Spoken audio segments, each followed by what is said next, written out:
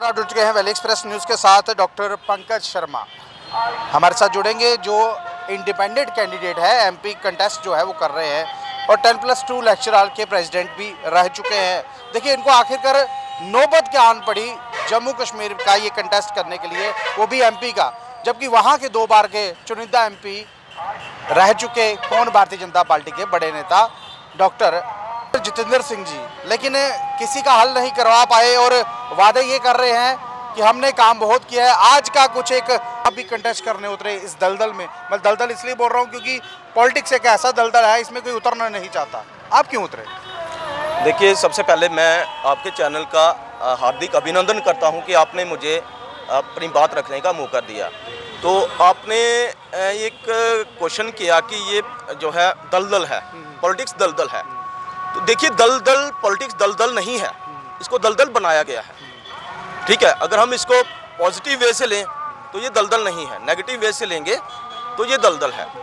तो मैं जो है, आपने कहा कि इसमें आने का कैसे प्लान हुआ। देखिए, मैं सबसे पहले ये बता दूं कि मैं एक साधारण परिवार से हूं, मेरा कोई पॉलिटिकल बैकग्राउंड नहीं है और ना ही मेरी कोई प्लानिंग थी इसमें आने की। तो ये ऑन स्पॉट ही हुआ है। आपने कहा कि हमने एजिटेशन किया, काफ़ी देर हमारी एजिटेशन जो है चल रही थी और अभी भी समझो चल ही रही है। हम लोग जो है काफ़ी देर से अपनी जेन्युइन डिमांड के लिए फाइट करते रहे। डॉक्टर साहब, रुकूंगा मैं आपको। आप स्टेट के वक्त में एजिटेशन करना शुरू हुए थे, अब स्टेट से यूटी भी बन गई, यूनियन टेरिटरी में यहाँ के एलजी कहते हैं बहुत काम हुआ, बहुत कुछ हुआ है। अगर काम हुआ तो आपका काम क्यों नहीं हुआ? सबसे बड़ी बात भारतीय जनता पार्टी ये कहती है कि हम जो है जितनी तरक्की इन्होंने करवाई इतनी किसी ने करवाई नहीं है। अगर तरक्की हुई होती तो डॉक्टर साहब इलेक्शन लड़ने के लिए आते? देखिए, मैंने सबके नोटिस में ये मैटर लाया है। इवन के यूनियन मिनिस्टर्स का एक जहाँ पर आए थे, मैंने उनके नोटिस में भी लाया, उनके साथ भी मेरी मीटिंग्स हुई, फिर भी जो है इशू रिजॉल्व नहीं हुआ। लेकिन चलो, अभी वो साइड पर है। मैं इस फील्ड में आ गया हूँ, इलेक्शन कंटेस्ट कर रहा हूँ और कोई भी कंटेस्ट कर सकता है। It's a general election, everybody can contest. तो अभी मुझे एक मुद्दा नहीं देखना है, मुझे सभी मुद्दे देखने हैं। डेवलपमेंट का मुद्दा है, एम्प्लॉयमेंट का है, और भी कई सारे इश्यूज़ हैं। गिनने बैठेंगे तो हो सकता है कई रातें लग जाएं, कई दिन लग जाएं। मेरे नोटिस में जो इशू जो है आता जाएगा, मैं उसको जो है रिजॉल्व करता जाऊंगा। 2-3 इशू मैं आपको बता देता हूँ। यहाँ से टोल टैक्स आप देके आ रहे हैं, आप गाड़ी लेके आते हैं, यहाँ टोल टैक्स दिन रात चल रहा है। जब आप एक नई गाड़ी निकलवाती हैं उसके ऊपर टैक्स देके आते हैं। अब प्रॉपर्टी टैक्स हमें देना पड़ेगा, पानी के बिल हमें एक्स्ट्रा देने पड़ेंगे, बिजली महंगी हो चुकी है। आपके मैनिफेस्टो में यानी कि आपके मुद्दे और मसाइल क्या रहेंगे इसके? देखिए, इन सभी मुद्दों पे अगर जनता मुझे सपोर्ट करती है, ठीक है, मैं जनता से अपील यही करना चाहता हूं कि मैं डोर टू डोर नहीं पहुंच पाया, क्योंकि ना मेरे पास जहाज़ हैं, ना ही मेरे पास गाड़ियां हैं, ना मेरे पास पैसा है। तो मैं आपके माध्यम से ही जनता से अपील करता हूं। मैंने बहुत दिक्कत हुई होगी, बहुत ज़्यादा मुझे दिक्कत हुई। मैंने जैसे तैसे करके वो नॉमिनेशन फाइल किया। अब मैंने अपना फ़र्ज़ निभाया है। मैं जनता से भी अपील करना चाहता हूँ हाथ जोड़ के कि आप लोग भी अपना फ़र्ज़ निभाएं, मुझे फुल बहुमत से जिताएं, ताकि मैं जनता के जो मुद्दे हैं उनको पार्लियामेंट में उठा सकूं। आप एक युवा वर्ग है, देखिए युवा वर्ग यानी कि उसको वोट मिलना चाहिए, यानी कि एक युवा अगर आगे आएगा तो कहीं ना कहीं देश की तरक्की होगी। देश की तरक्की जिन हाथों में इस वक्त चल रही है, ऐसा लग रहा है तरक्की कहीं रुक चुकी है। 2014 के बाद इन्होंने कहा था कि देश ऐसा लग रहा है आज़ाद हुआ है। आपको क्या लगा, आज़ाद हुआ था या गुलाम हुआ? देखिए, देश तो आज़ाद ही है, उसमें कोई दो राय नहीं है, लेकिन पब्लिक जो है सेटिस्फाई नहीं है। मैंने जब नॉमिनेशन फाइल किया तो मुझे कई सारी फ़ोन कॉल्स आई। उन्होंने मुझे कहा कि आपने बहुत अच्छा स्टेप उठाया है जी, आप इस फील्ड में आ गए, हमें खुशी हुई कि आप जैसे लोग इसमें आ गए। तो मैं आपके माध्यम से उन सब से ये कहना चाहता हूँ कि अगर आपको खुशी हुई है तो मैं आपकी खुशी को खरा उतरने की कोशिश करूँगा। जनता के युवा अगर उतरेगा, बिल्कुल पढ़ा लिखा युवा अगर उतरेगा, एक अच्छी पॉलिसीज़ बनेंगी, फ्यूचर सिक्योर पॉलिसीज़ बनेंगी, कोई भी पॉलिसी होगी फ्यूचर सिक्योर पॉलिसी फ्रेम होगी, तो जनता को किसी भी किस्म की दिक्कत नहीं होगी।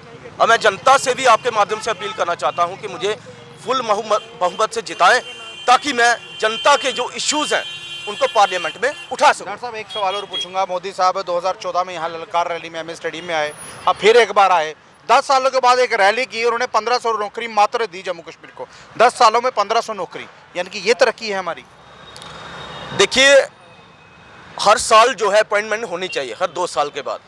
ठीक है, मैं ऐसा नहीं कहता कि हमारे प्राइम मिनिस्टर जो है मोदी जी एक कद्दावर नेता हैं, उनके मुकाबले का नेता आज दिन तक ना हुआ है, ना है तो ना होगा।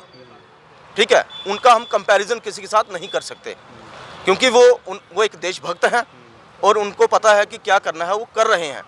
लेकिन कुछ स्कीम्स जो है, बहुत सारी स्कीम्स हैं सेंट्रल गवर्नमेंट की, ठीक है, यूनियन गवर्नमेंट्स की, जो कि पहुंच रही है ज़मीनी स्तर पे, ऐसी बात नहीं है। लेकिन कई सारी ऐसी हैं जो पूरा फ़ायदा जो है जनता को नहीं हो रहा है।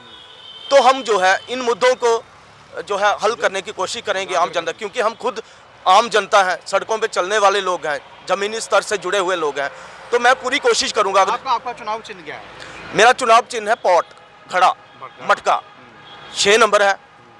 तो मैं पूरी कोशिश करूंगा जनता के जितने भी मिसाइल होंगे, जितने भी इश्यूज होंगे, क्योंकि जनता के मुद्दे और मेरे मुद्दे, क्योंकि मैं एक आम इंसान हूं और आम जनता के जो है मुद्दे मैं भली भांति समझता हूं। देखिए, डॉक्टर पंकज शर्मा जी को कहीं ना कहीं वोट डालिए और इनको देखिए, इन्होंने अपना निशान बता दिया आपको, घड़ा निशान है, यानी कि हमारी डोगरी भाषा में कहा जाए तो घड़ा, ऐसे पॉट 6 नंबर का नंबर है ना, 6 नंबर है, आप उस पर वोट डाल सकते हैं। सबसे बड़ी बात है, देखिए मैंने पहले ही आपको कहा 2 बार के चुने हुए एमपी, तीसरी बार मौका मिला है। अगर तीसरी बार मौका मिला है, यानी कि पार्टी ने उनको सोच समझ के मौका दिया है। मौका इसलिए दिया है, जो जम्मू कश्मीर की तरक्की रह चुकी है ना, वो दोबारा करवाएंगे। यानी कि 10 सालों में तरक्की नहीं करवा पाए, अब तरक्की करवाने आएंगे।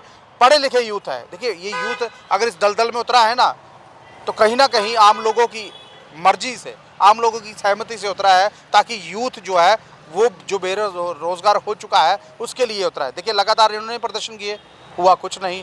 अब 10 सालों में कितना यूथ हमारा बेरोजगार हो गया, लेकिन अब इस मैनिफेस्टो में या मोदी जी की गारंटी में कोई नहीं बताएगा, महंगाई की कोई बात नहीं करेगा, और सबसे बड़ी बात खाने पीने की कोई बात नहीं करेगा। हर चीज़ महंगी दर महंगी हो रही है।